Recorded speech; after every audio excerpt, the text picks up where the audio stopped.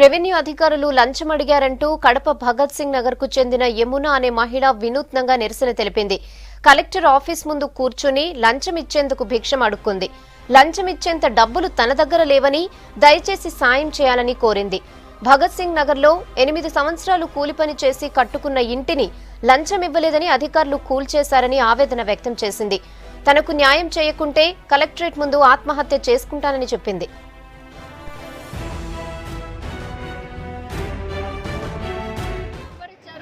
ఇల్లు చూశారు. తర్వాత మరుసటి రోజు అంటే శనివారం మార్నింగ్ మేము ఎంఆర్ఓ ఆఫీస్కి వెళ్ళాము. అక్కడంతా మాట్లాడాము.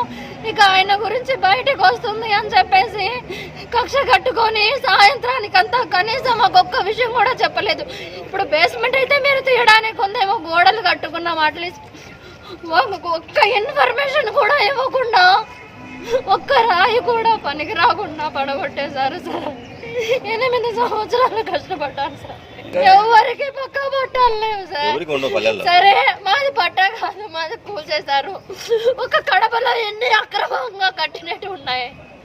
వాళ్ళందరూ లంచాలు ఇచ్చారు, మీరు కమ్మనున్నారు. మాకు లంచం